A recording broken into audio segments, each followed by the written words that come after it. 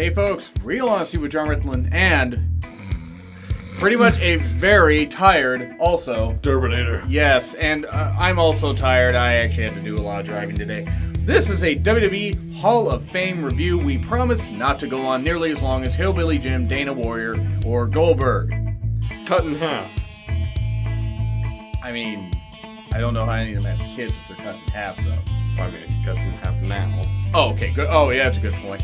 This was, I gotta admit, now there were some good moments, but this was probably Like the end. Yeah. The end was good.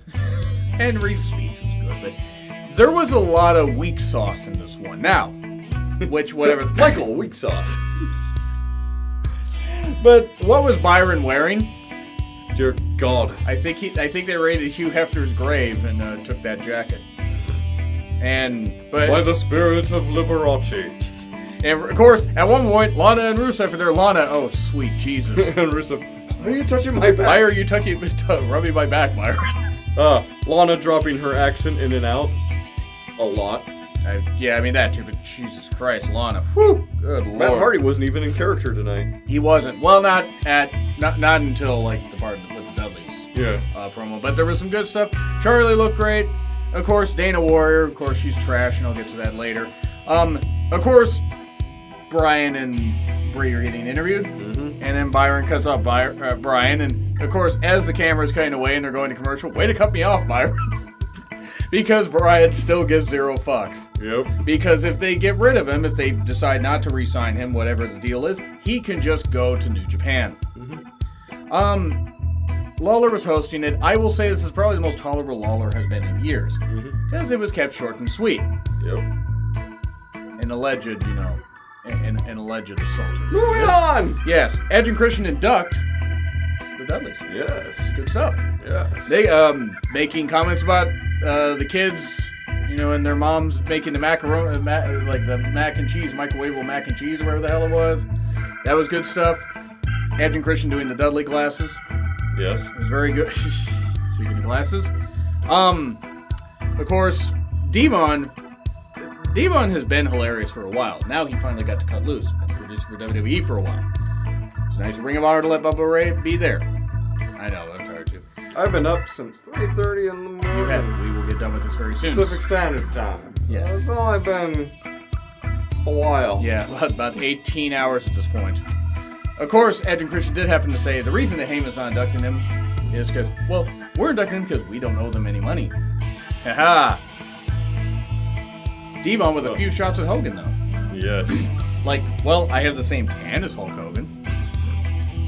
Brilliant. And later on in life, turns out that you got the same hair. Oh, man, it was great stuff. Bubba's dedication to his parents is very nice, very touching. Yes. It's very, very cool. Thankful for Dreamer. They get the fat-shaming jokes in there, but you can tell they're friends. Yep. That was really cool. The May story showed that she was the toughest man that he's ever met in his life, whatever that was. Sounds like I'm tired too.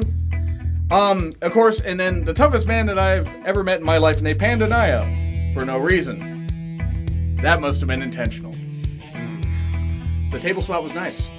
Yes. And they showed Bubba Ray's woman, Velvet Sky, possible NXT contract. Bubba Ray's woman sounds very objectifying. Okay, Velvet Sky, whatever her actual name is. I mean, I'm sorry. Look, she's made appearances in wrestling, but you have to actually, be a wrestler to get to NXT. I believe the term is fiancé. Yes. Since everyone was mispronunciating words. So many words. The best words. Yeah, you know the best words. Dudley's did have a really, really good speech, though. Yeah. Jimmy Hart inducted Hillbilly Jim. From Bowling Green, the Bowling Green Massacre gets a mention. Hillbilly Jim, God, he went forever. Oh, God. He went longer than my memories of him, which were none.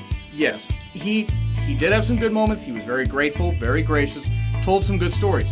If they had cut this speech in half, it would have been fine. I'm not saying cut him off, but if he was not allowed to meander so much, and, he was grateful he may never get this chance to talk this well again in front of this big of a crowd.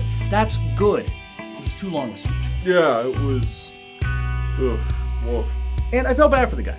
Of course, he did talk about how Bundy... I don't. He made a shit ton of money off the merchandising, apparently. He did. And he talked about how King Kong Bundy slammed that beaver so hard. at WrestleMania 3, by the way. I should put that in context.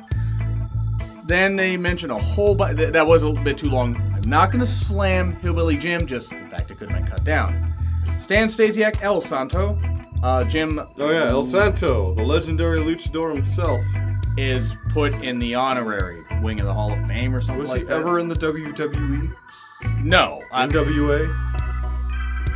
He might have been in the NWA. WCW? No, Santo I don't think was wrestling by the 80s. Exactly. He might have made appearances in the NWA though. He's super popular. Jim Crockett? Doubt it. Yeah, exactly. Doubt it. So, I don't know why El Santo is going in, but you know what? He deserves the honor. His legendary status in Mexico alone. I mean, I agree with what you're saying with a lot of modern fans, but still, Stan the Man, Stasiak, El Santo, Jim, Landos? Yeah, Landos, I write Landos that. Calrissians? It'd be kind of funny if he was in the Hall of Fame. Sputnik Monroe, Dara Singh, I guess the Singh's father? No, he wasn't. Boris Malenko, and Hiro Matsuda. Damn shame you only broke Hogan's ankle at the time. And that you didn't keep Luger out of the goddamn business, because Liz would still be alive. You're a Luger, baby. So why don't... No, not going to say the line. Cora Combs, Lord Alfred Hayes, I was really happy Is he Lord... Mike? Yeah, that's true. That's a good point. Yeah, that's a good point. Well, I mean, he can't get his leg. What was that sound? Me having a small series of, like, brain farts. Okay. Yes. Lord Alfred Hayes, though, gained a mention. That was really, really cool. Big fan of Lord Alfred Hayes from when I was a kid. Even though I really didn't get to see his in-ring career, hugely entertaining persona. Then we go to Molly Holly inducting Ivory. Molly Holly has not fucking aged a bit. Ivory has not aged a bit. Lillian has not aged a bit. Sonny looks like a pile of Arby's roast beef left out in the sun for about a year. Yeah. There's my dig against Sonny. Ivory. Share. What?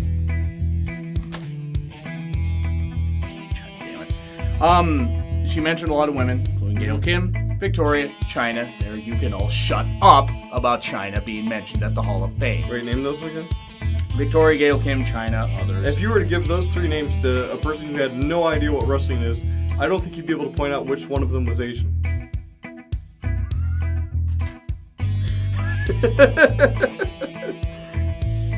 God damn, Chris.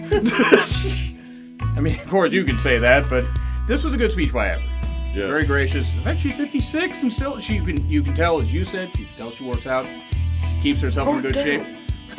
And she's done great things with her career and with her post-wrestling career. And it's nice that various women that aren't necessarily part of the Hall of Fame, or aren't part of the Hall of Fame at all, were mentioned. Good stuff. It's currently 9:44, going on 9:45. We will be done with this soon. And we are thoroughly exhausted. We are. Triple H inducts Kid Rock. And let's move on. He made it political. He's trash. Fuck you, Kid Rock. I'm sorry the mic didn't blow up in your goddamn face, you white trash motherfucker. Oh, by the way, sorry, Josie was better than you. Bunch of shows coming to WWE Network. Unfortunately, Bruce Pritchard show. Bruce Pritchard, the stupid motherfucker that he is. Corporate stooge. Dumb son of a bitch. This is enough ranting. Road Dogg inducts Jeff Jarrett. Yes. Road Dogg took a break from burying SmackDown to induct Jeff Jarrett. I'm amazed that Jeff Jarrett was able to have that utterly ridiculous jacket made out of cowhide. It's just terrible. They went through quite a bit, and near the end they had a session of karaoke. They did. I do want to mention one thing that Jarrett said about Owen Hart. You can tell that Owen Hart meant a lot. Road Dogg meant a lot to him too. Still does. They're great friends. Owen meant a lot to Jarrett. Owen meant a lot to a lot of people. And we'll get to another moment here in a bit. Owen needs to go in the Hall of Fame. He does. There's reasons why, but Jeff, whether I like Jeff, whether I think he's a douche, and I do, whether I think he's a bad businessman, and I do. Sorry, you name a company TNA, what do you expect? Well, it was Russo, because Russo's an idiot. And Russo's absurd to be in the wrestling business. The podcast one was right to drop his show. Still, it was nice to have him mention Owen. He did seem grateful. The song Crap is boring. It was just bad. It was explosively bad. Almost Ride to Hell Retribution bad. Dana Warrior is a trash human being. That's it. Just get this stupid, worthless slut off of TV. And I'm just going to say it right now. I'm sorry, okay, you're here because your husband was a piece of shit. Racist and homophobic. That's all he was. That's all he goddamn was. He wasn't a good guy. He wasn't anybody that you could invest in. Oh, he could shake the ropes and show the power of the Warrior. That's all he was. He's a piece of shit. He made fun of Bobby Heenan having cancer. He doesn't deserve a award named after him. He deserves to be forgotten as the rotten piece of shit that he was. And that's why I don't respect Warrior. That's why I don't respect Dana Warrior. And I don't care who fucking knows this. I'm sorry that the kids are having to grow up without their dad. That's it. That's all I gotta say. Again, Jarrett, I think is how you say it. Mm-hmm. Very charismatic, very good. Happy the young man has survived 2 liver transplants. He deserves it more than Superstar Billy Graham did. If you want to hear my Superstar Billy Graham rant, check out one of my most recent questions to me. I think that was episode 48. Probably put it up. Yeah, actually, yeah, we will put it. We'll put the hey link in the description. Click the like button. Click the annotation for more details. Attack its weak point for massive damage. Welcome to Discount Markiplier.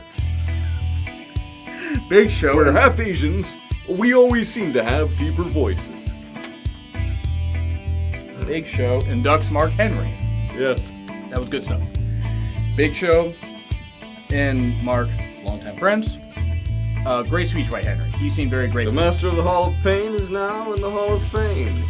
And that's great, and it really is. Even with all the times he got injured, and even all the jokes I make about him, one thing he's going to be happy about is his son has found employment. His first hand job, if you will.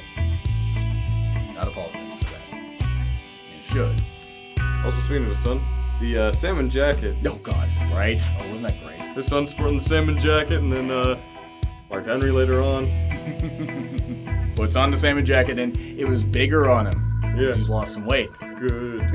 And then he called out a whole bunch of people and stuff like that. A lot of calling out of Roman Reigns tonight, trying to get him over. It's not going to work. Oh, no. Some of them weren't getting him over. Well, you get it. Right. But that's true. That's true. That's true. And Goldberg didn't do that either. And easily copied. Where's Roman? Yeah, that's a good line right there. The one thing I do want to touch on with Mark Henry. That thing, that message to Mark Henry, always with. Mark speaks for a lot of fans, but Mark especially worked with Owen. Yeah. Loved Owen. Still loves him. He does need to be in the Hall of Fame. He does. For the fans. I mean, but mainly just for Owen and for the boys and for the women whose lives he impacted and the ribbing and all that stuff and the great matches he put on. Should be in the Hall of Fame next year. That's it. That's all I gotta say about that. It was a great speech though. Went a little long, but it was a great speech. And then, of course, trying to mention, again, now shut up, the sexual chocolate thing was pretty cool. They took Viscera's robe from him. Yep. Hopefully, he gave it to them before he died. Paige's movie, but why? Meh. Yeah, I don't really care. And then Paige, stop with the red lipstick, please. Paige, just stop. Heyman and Dr. Goldberg. The Heyman. The advocate. Of the universe. Yes, Goldberg mentioned Reigns, Hogan, many others. He went longer than his matches. In and out. He also made a joke about that, too. He did. He said where it would not last long. And it did. Oh, yeah. It was kind of funny. Mm-hmm. It went a little long, but it was pretty cool. I mean, he did throw his kid under the bus, though, saying, hey... This is all you. Yes, this is all on you. All of my misery.